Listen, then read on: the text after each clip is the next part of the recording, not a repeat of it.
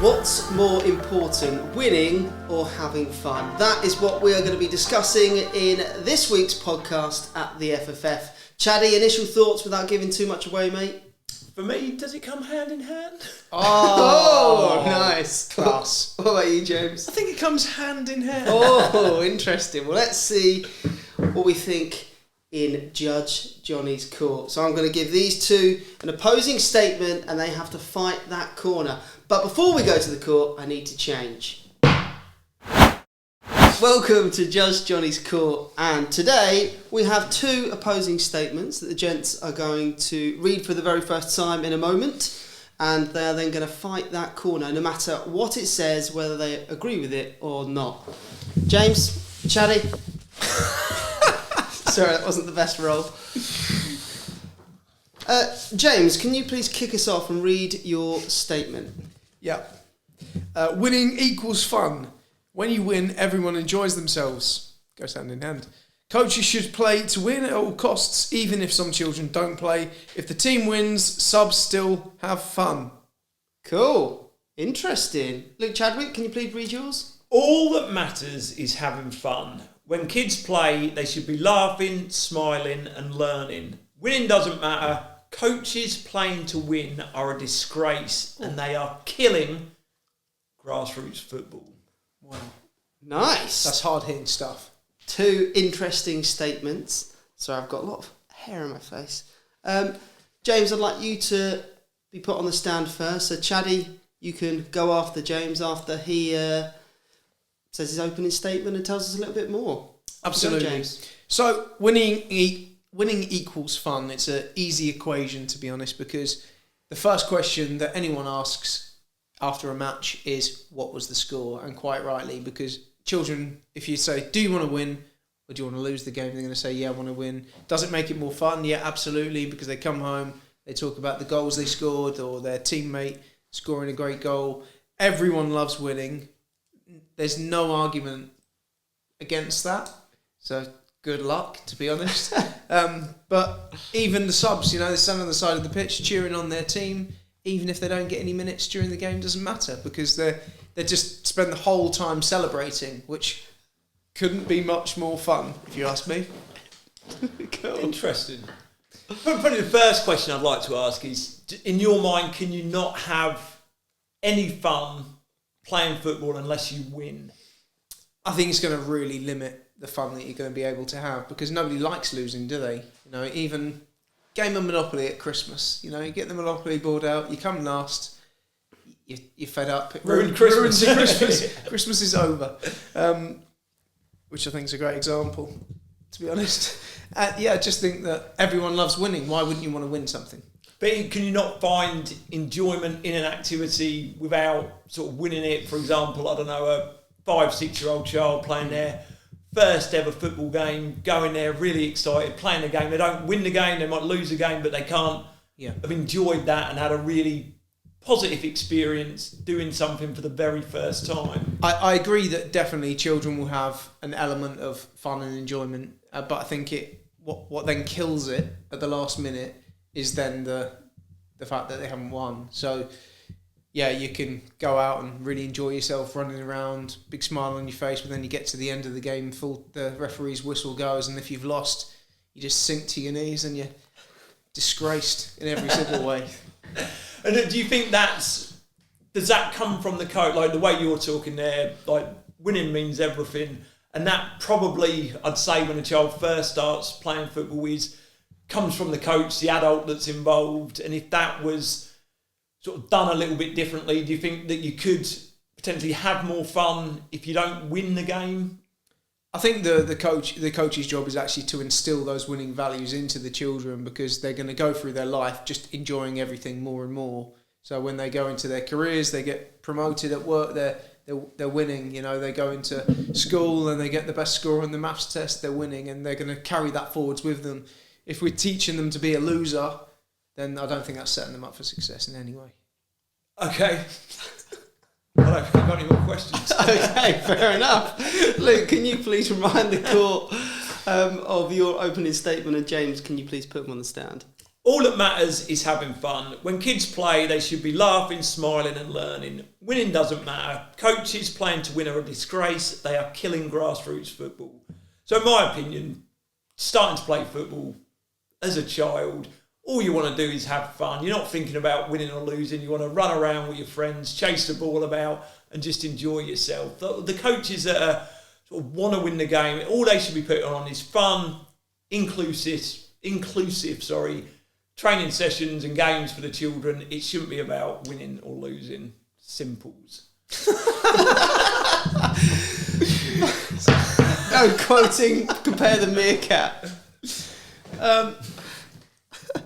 Talking of quoting, they're not thinking about winning or losing. It was the words you used. So the children that are playing the game, 5, 6, 7 years old, not thinking about winning or losing. Do you think that's true for all children that play football? So if they come off the pitch at the end of the match and somebody said to them, what was the score? Do you think many of the children would know the score or be mentally affected by what the score was? At 5, 6 years old, no, I don't think that many would. I think without a shadow of a doubt, there'd be more. It'd affect more children than others, where some children are probably not that interested in the score. They just want to play. It's that sort of social activity to be around their friends, where some will probably take it a little bit more seriously. But I would say that definitely not all the children would know the score at the end of the game and whether they're sort of won, lost, drew, whatever it may be. So we know, obviously, parents have a big impact on the side of the pitch, don't they? So big cheers from the sidelines when the team scores and things like that. Those magical moments. I think you've talked about your early childhood football memories of playing and scoring loads of goals, big cheers from the sideline and feeling like $1 million. Surely then in that scenario, you really enjoyed it because you were obviously excelling within a team at that age and that was where you found your enjoyment. Do you think you'd have found the same enjoyment if you weren't very good, you weren't the best player in the team and you didn't win? Yeah, good question. I think for me, I was one of them children that took it a lot more seriously than others, as it were. I think, like, in terms of that, the inclusivity of it, where everyone gets the opportunity to play. I think winning at all costs, when you get to, or just playing the game purely to win, is when you get in a position where children aren't going to get as much game time as they might be perceived as weaker players. And for me, the experience should be for every child, rather than that just few that are perceived gifted or the few that are taking it really seriously, that are desperate to win. Okay, so my last question, Luke, would be, put yourself in the mindset now. You're a 7-year-old child. You there? Yeah. Yeah. Straight away. Yeah. Before I ask the question, you're going to play a match. You've just played a match and you've either won 3-0 or you've lost 3-0. Which would you enjoy more? I can't tell you, because if I put myself in the mindset of playing that game, like I might have lost 3-0 and really enjoyed it because I was having loads of fun. I was having a laugh with my teammates, and I might have won the game. We won 3-0. It was all about the enjoyment. So for me, I couldn't answer that question. So, okay, let me rephrase. If you had to give an answer to that question on an assumption based on not knowing whether you really enjoyed running around with your teammates and all the things that you're talking about, where you may find enjoyment, and absolutely should find enjoyment in those things. If you had to say, right, I'm in one camp, either winning 3-0 or losing 3-0, if you had to choose one, which one do you think you'd find more enjoyment in the absence of all that? I think I'd enjoy losing 3-0 because I think I enjoy learning, and I think the learning outcomes that I get from that defeat, learning how to lose and that sort of thing. So yeah, definitely losing 3-0. Yeah. Oh, have you got one more question? One more final question. Okay, I'll let you. I think this is a determining one. Yeah. Luke, would you consider yourself a loser? Yes. Yeah. Good question. Well done. Interesting debate. I'm a big fan of scenarios. Sorry, I can't see anything, so I've got this stupid wig in my eyes. Big fan of scenarios, putting Luke in scenarios. However, Luke, I thought you answered the scenarios perfectly And this week, you are our winner. That's 3 in a row, I think. 3 in a row. Hat-trick. And This Luke, is biased. Luke, you this week have won our fun checklist. Because you're so passionate about having fun, you can get a copy of our fun checklist. There you go, mate. Well done, Luke. Thanks, guys. You don't look that happy. No, he's not, because he likes losing. Oh, God. No losing checklist. Right, I'm getting out of this gown and wig. Great debate, guys. James, what do you really think, mate? I back what I said about children enjoying winning. However, having fun is the most important thing. Can a child lose a game 3-0, come off the pitch and have had a great time playing with their mates? Absolutely, 100%. I think there's so many benefits from football aside from winning. At 6, 7, 8 years old, it doesn't really matter. I think it changes as you get older. I think I remember playing games as a teenager and being really annoyed if we'd lost against the team we really wanted to beat, and it really affects you in a different way. But I think that's a good thing as well, and I think that's most of the topics that we talk about in the podcast. I think they change as you get older. Yeah. But yeah, for me, in those younger age groups, the foundation stage phase, I think it's really important that kids are finding enjoyment aside from winning, and it's really important that coaches and parents don't force a philosophy upon children where it is all about winning. Nice. Luke? No, 100% agree with that. I think, like, I was speaking about myself earlier, and obviously you asked a question where obviously I'd rather win a game, and I think as a child it did affect me, it did upset me when I lost games, the same with my own children, even at them youngest ages. But it's so sort of important to experience that, because I think, like, without doubt you learn so many lessons, so many more lessons from losing, and sort of learning from that and how to lose in the right way, and obviously when winning, to win in the correct way. But I think in them youngest ages, then it shouldn't matter at all, and that does come from the adults involved in that football team. So I don't think a 5, 6 year old child goes to the match thinking, I'm so desperate to win today, and that's sort of my opinion on it. So following on from James's scenario question earlier on, if a team loses every single match in a season, do you think they'll still have fun, or can still have fun? I think there's some interventions that coaches, team managers can make in those kind of scenarios. So I think there's things that you can do around that, where organising friendlies. So if you're really struggling in a league, if you've got an under-8s team, you're really struggling in a league, maybe arranging a friendly on a week where you haven't got a fixture against a team that you think you might beat, just to give them the chance to win a game. Those kind of things. I think also working with the opposition team managers to make sure that if you are getting beaten each week, it's not a too heavy scoreline, and things like putting an extra player on and little interventions like that. Can you enjoy it? I think it definitely affects the enjoyment. I think if a grassroots team were playing week in, week out and getting beaten, I think they will become a little bit demoralised. And I think that if you take it right from the senior game down to grassroots football, I can imagine you played in some teams where when form wasn't good, and it's a really horrible feat. Like, we've been involved in a professional football club, not in a playing capacity, but in a coaching capacity, and even being part of the academy that feeds into the first team. Is a horrible feeling around the place when you're just getting beat week in, week out.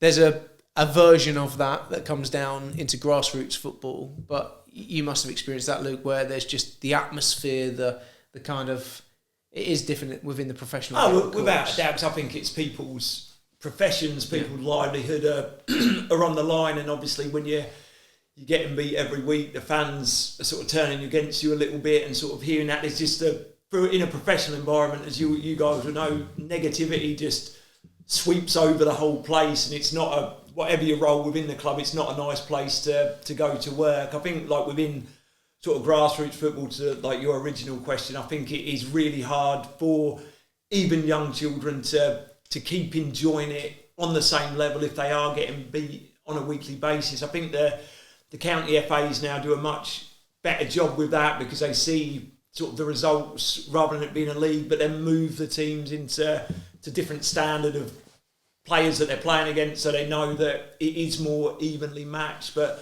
like you say, I think there's different ways of counteracting that. I think in essence, children do want to win, don't they? Of course they do. As you're growing up, it's what you're competing against siblings, whatever it want to be, like a board game, like you mentioned.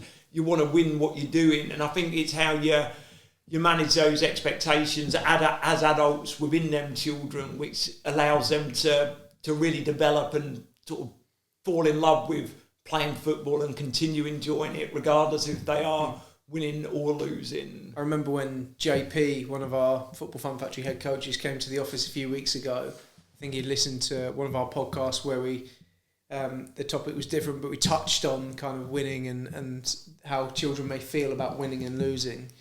And he said that within his county football association, what happens is that every few weeks, like you're saying, they then adjust the leagues and they move teams around, and that wasn't the case when I started coaching and being involved in grassroots football. There were teams that were getting beaten week in, week out. So it's great that the FA are making those kind of interventions, because like coaching, it's even within a coaching session, if you take winning and losing versus as doing well at something and not doing so well, it's your job as the coach, isn't it, to tailor the session for the player in the session that's really, really talented, and maybe giving them a challenge so it becomes a bit more difficult, and the child that's just not getting many touches or struggling with the activity, and actually making it easier for them and having those kind of individual challenges and interventions. So it's just flexing the difficulty level, I think, in some ways.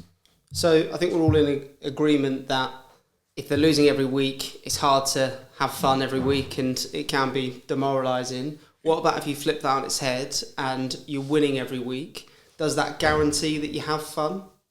I think you have more fun if you are winning every week. You're part of a winning team and you're sort of involved in that. But then I think that's where you don't learn the same amount of lessons. I think it's so important. Obviously, you want to win, but you learn the lesson of you don't always win in life, in sport, in anything that you do. And to learn that is a massively important thing to learn as a child and sort of develop within that. And I think when you win every single week, I think it can breed a certain amount of arrogance potentially within the coach, which can then spread amongst the squad and the players and the like. So I think it's just as bad to win every week to lose every week in terms of the lessons that you're learning on a human level more than anything else. James? Yeah, development. The best development opportunity is for children to experience everything, isn't it? So to experience getting beaten 6-0. Yep. To experience like drawing games 0-0, nobody can score and whatever, and to experience winning lots of games.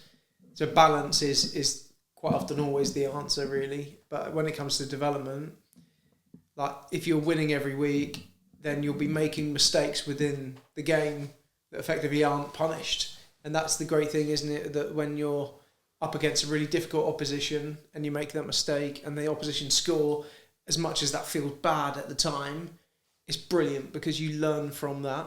So I think it's really important to get a bit of a balance, really, of winning games, losing games, and everything in between. I remember a game when I was just started playing football as an under-9 player for Melbourne Tigers, and we played Hitchin Rangers. We beat them 29-0 on a full-size 11-a-side pitch, full-size goals, and scored 13 goals. But I remember driving home and feeling like a little bit empty about it. And when I look back now, results, nobody gets anything out of that in my mind, because the score lines like that, and people, you see it on social media, people put up under sevens won 16-0 today, and you just feel like there's no point in, people aren't getting anything out of that. It's the opportunity to, like you say, experience different things, different results, and that's where the learning outcomes are gonna come from. Yeah. What would your advice be to any coaches if they are losing every week? Obviously, you mentioned earlier on trying to set up a friendly.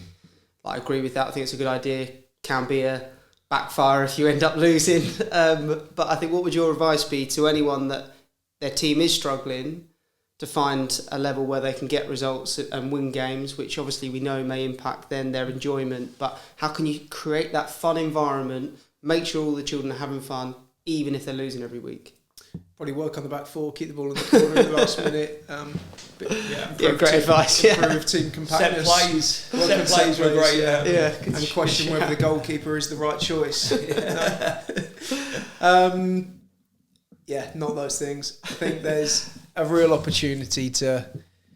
I think that in that scenario, that question, and I don't know how this works, and maybe some of our listeners can sort of give us some more information. But at grassroots level now, those are the questions that should be asked to the FA, and those are the questions that the FA should be asking of the grassroots teams, where it's like, I can see that, 5-0, 6-0, 7-0, last 3 games, like, how can we support you? What can we do? How can we make sure these children are having a great time? I think there are some, as much as what I said was in jest, there are some things that they can learn and stop making the same mistakes. I remember where it used to be when there weren't all the retreat rules and all the different rules that now have within grassroots football. There'd be games, I shouldn't laugh, but there were games where, the goalkeeper just couldn't take a goal kick. Yeah. And every time got a goalkeeper like, I'm going to concede now. They're going to pass the ball out. Their players are going to intercept it and they're going to score. And that poor little child's going to be demoralised. So there's learnings in that, and I think the rule changes have really helped. But I think it's just finding ways where they can learn from a tactical standpoint, but then probably work with opposition managers and team coaches and also the organisers of the league or tournament or friendly or whatever it might be, to say, how can we level the playing field here in some way?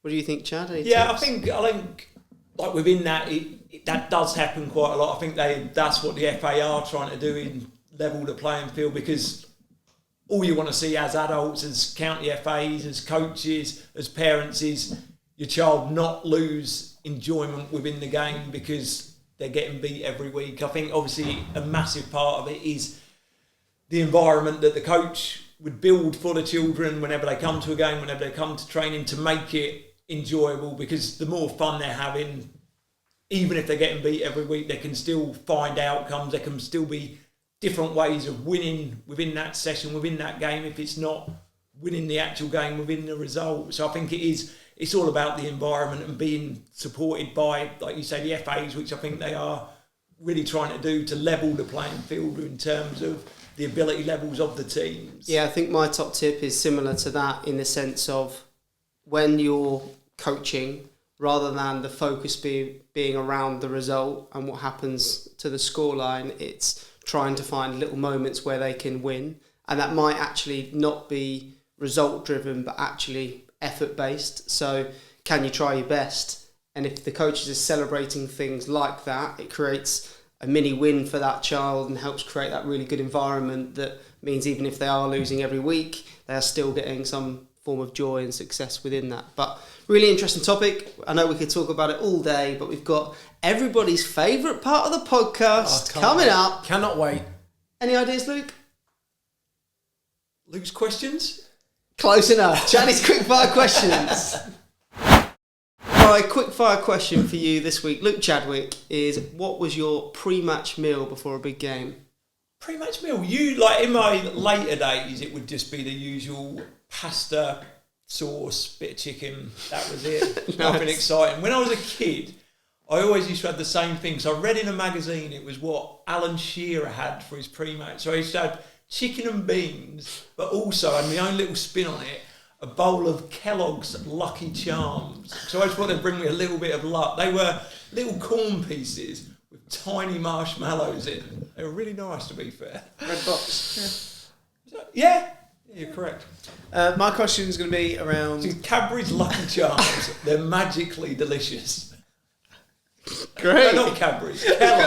Kellogg's Lucky Charms. They're magically delicious. That was the spin on the advert.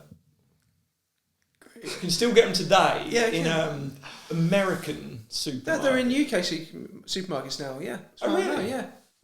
Lucky Charms are a big deal now. They come back. Okay. But they're in the international section. Yeah. So I've cleared that up. My question is just going to be linked to the topic: biggest victory, biggest defeat. What, even as a child? No, just within professional career. So, biggest win, biggest loss. Oh God, that has stumped me a little bit. I remember we beat Bury when I was at MK Dons. We beat them 6-1 at Gig Lane. That was probably the biggest win that I can remember. Biggest defeat, again, the one, it was not that big a defeat, but the one that sticks to mind is at again for MK Dons at Stadium MK. We played Sheffield Wednesday and I think we got beat 4-0 and I scored an own goal. It was the only own goal I ever scored in my career, and it always grates on me a little bit. But they were the two that sort of just I can think of. There may have been bigger defeats. Surprised there wasn't a big win at Man United in your time at Man United. Never... Sort of, I don't remember any sort of anything above a 5 or a 6, but that was they're the two that stick out. I mean, I may be wrong. There may have been bigger. What was your own goal? What was it like? I cross come in, just stuck my leg out, didn't defend correctly, hit my left foot, wrong footed the goalkeeper, wanted the ground to really swallow me up. Done all right after that. And on that note, thanks very much for listening or watching the podcast this week. Don't forget to hit the subscribe, and we'll see you soon.